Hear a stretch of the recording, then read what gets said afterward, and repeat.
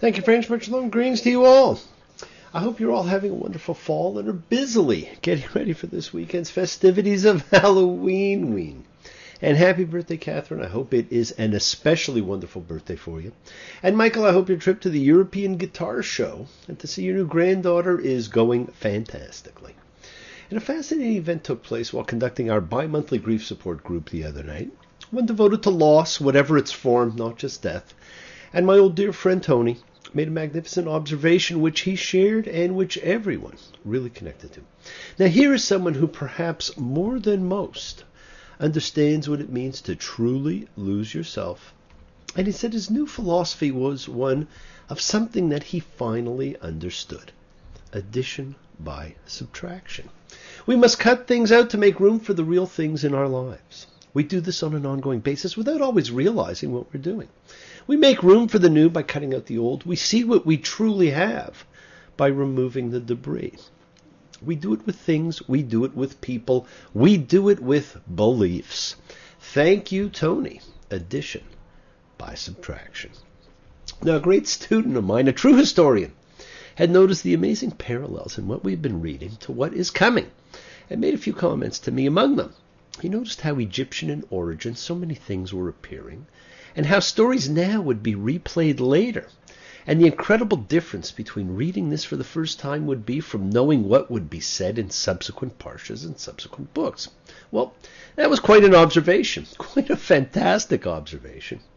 Every week, he reads the parsha, thinks about it, may or may not look at the midrashim that have been written, meditates on it, and sends me his list of questions and observations. And of course, this makes me think, and I appreciate all of you who ask questions and make me think. And all of these comments, well, they're awesome to read. They're insightful. They're questioning. And when he doesn't read the midrashim, it is better than when he does, because it does not hold him back by seeing what our sages may have said. And I told him he's busily fulfilling the instructions from God to man as told to Moses. We are to reevaluate this book in every generation because things change. Congratulations. Here is someone truly following his passion to have greater understanding. As Bob Dylan sang, I've been walking 40 miles of bad road. If the Bible is right, the world will explode. People are crazy and times are strange. Well, I cannot argue.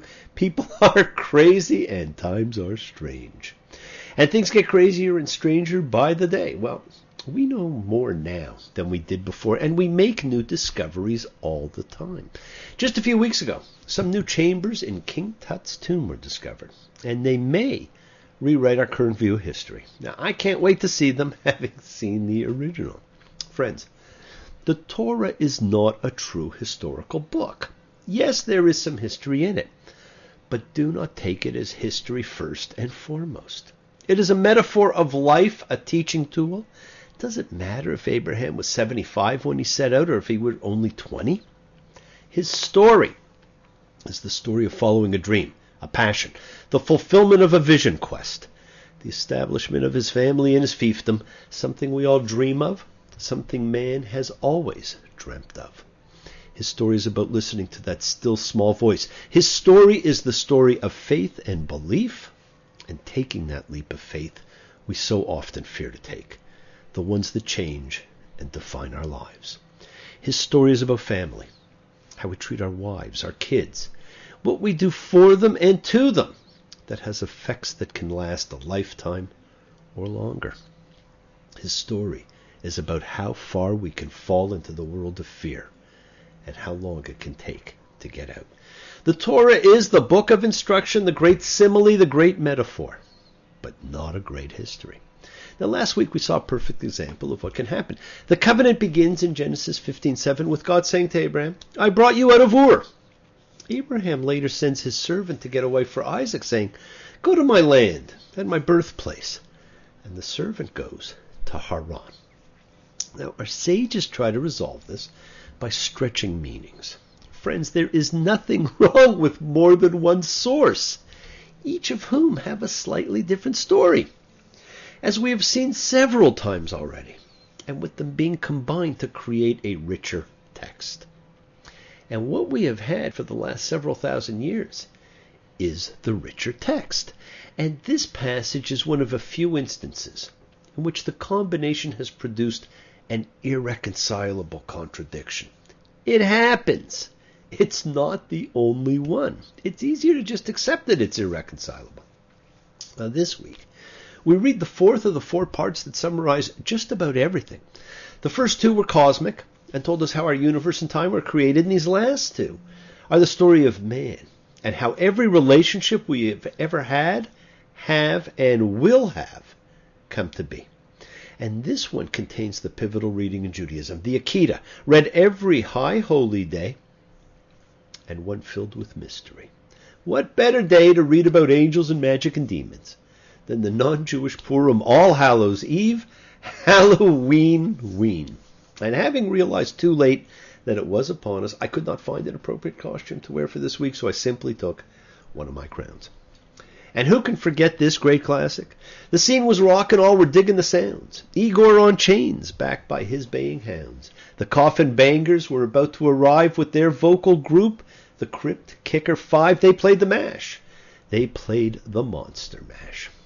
Good old Bobby Boris Pickett and the Monster Mash. And one of the band, the Crypt Kickers, was the great Leon Russell. Friends, this week we have yera, and he appeared. The he being some angels, or perhaps ghosts. And if last week we had the Carl Perkins Go Cat Go Parsha, this week we have Bob Dylan's Highway 61 revisited. Now, we talked about getting some puppets for the show, and a lot of you really liked the ideas. I was not able to, but I do have some reasonable facsimiles in the interim, which I will be using momentarily. 3 visitors come to tell Abraham and Sarah they're going to have a baby. And we see the origin of the Abrahamic tradition of hospitality, something that has become a cornerstone to the faith and is beautifully practiced still to this day. And we have confusion as the 3 becomes 1 and then 2.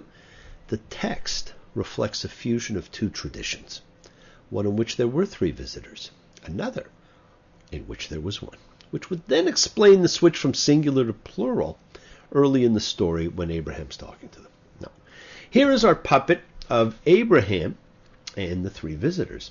And take a good look at the visitor on Abe's left. He looks a little like this guy here. Now, if I ask you who this is, just about everyone will tell me this fellow here is an angel. And the dead giveaway is probably the wings. Now take a good look at the fellow on Abe's left. He has wings also. This way you know he is an angel.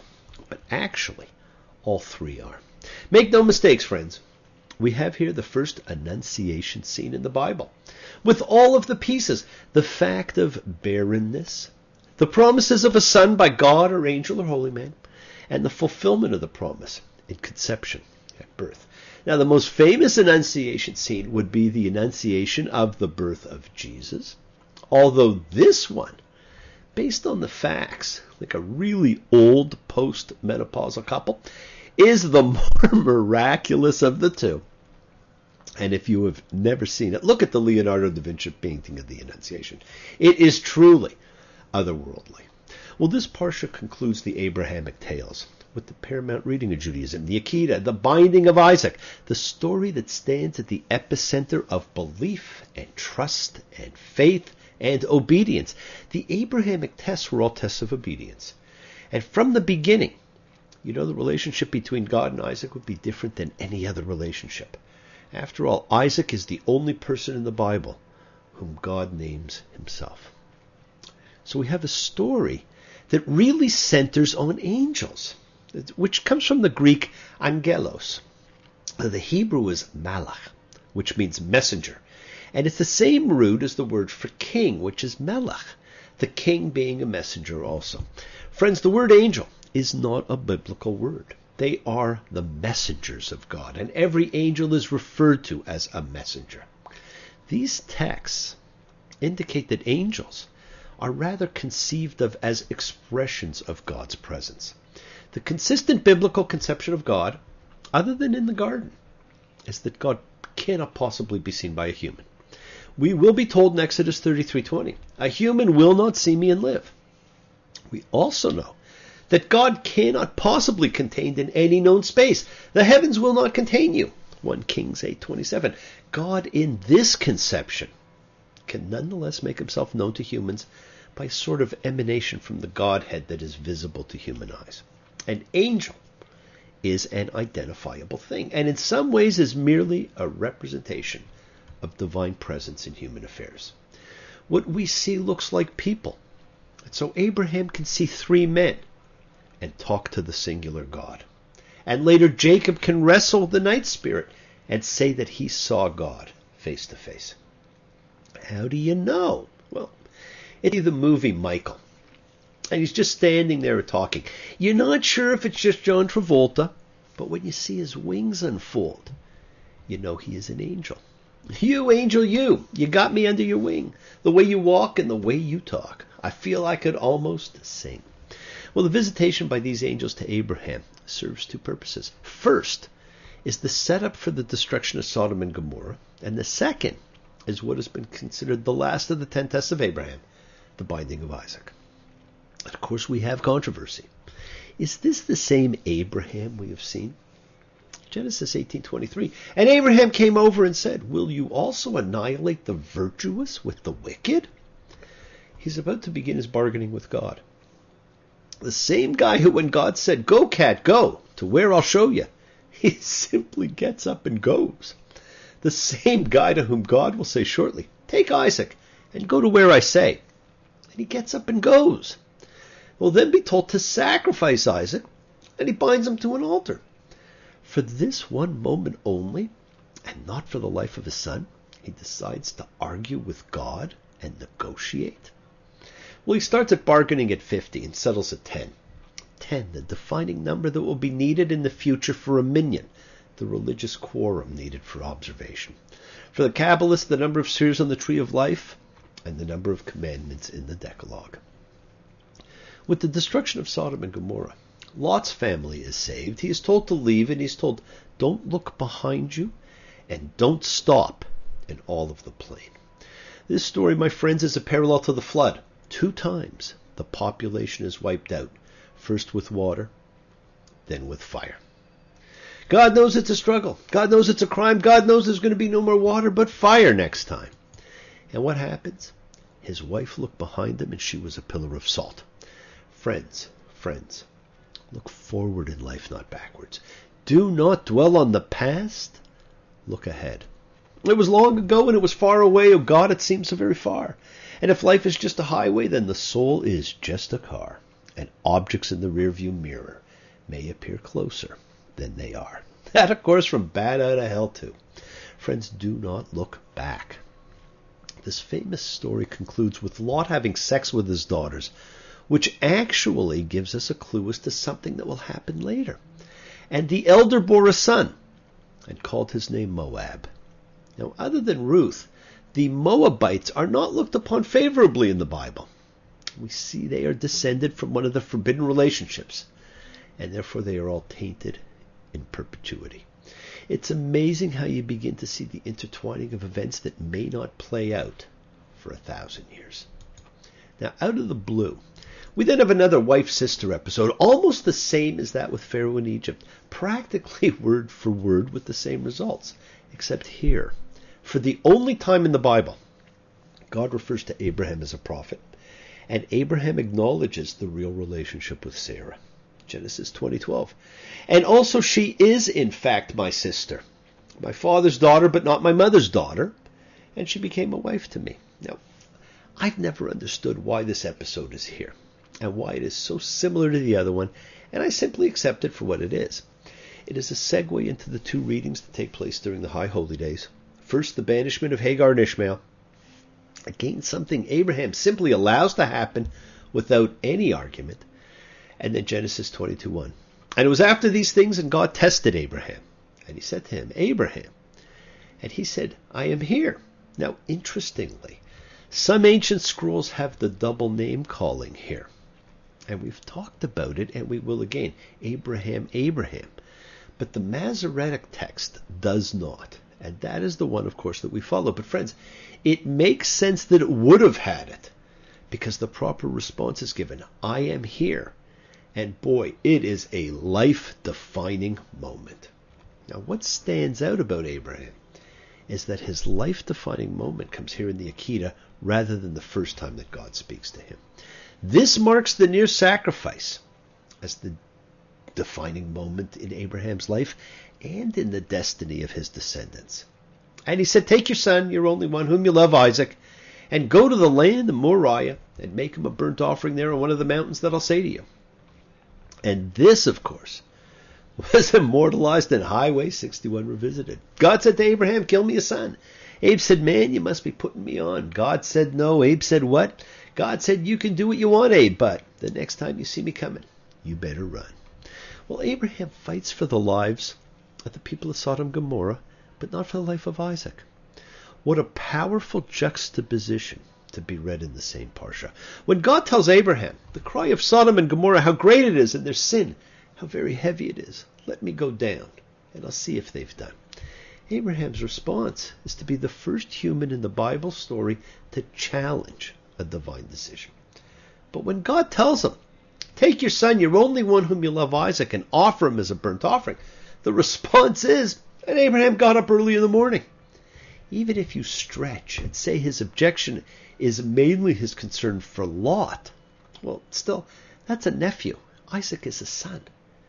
Even if it is compassion for those morally challenged people of Sodom, still, there must also be compassion for his son. And if it is his sense of justice, is there less a case for justice in connection with sacrificing an innocent Isaac than in the matter of the destruction of those very guilty people? This is the most incredible father-son episode in history.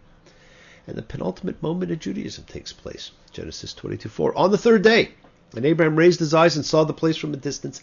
And Abraham said to his boys, sit here with the ass, and I and the boy will go over there, and we'll bow, and we'll come back to you. The final test.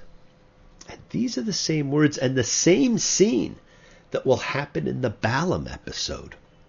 One of 10 preordained moments in the Bible, and one that has confounded scholars the most. Well, we do not know what happened between father and son, but we do know that this moment defined both of their lives. Friends, what are the defining moments of your life? The world is sacred, my friends, and so is everything in it. Express your gratitude, light a candle, make a wish. Celebrate your life and the lives of those you love. Share your feelings with them. Live free. Be free, honor your freedom, be well, be happy, be blessed. Share and honor the light and all who live in the light, and continue to shine. Continue to send everyone you know goodwill and love. Pray for peace and freedom for everyone. An end to terror and hatred. Remember, friends, we are a community. We learn together, we celebrate each other, we love each other. We share this ride together, men and women equally. Let us send out love, not fear. Ask questions, look forward, not backward. Break free of dogma and change your way of thinking. Follow the call of freedom. The journey is yours to enjoy. I was once like you are now, and I know that it's not easy to be calm when you found something going on. But take your time. Think a lot. Think of everything you've got, for you will still be here tomorrow, but your dreams may not. Thank you all. Love you. Thank you, Cat Stevens. See you all next time, and I do love seeing you all again. Remember, your wishes do come true. Bless you all. Have a fantastic week. A great Halloween week. And thank you for joining me. Shabbat Shalom.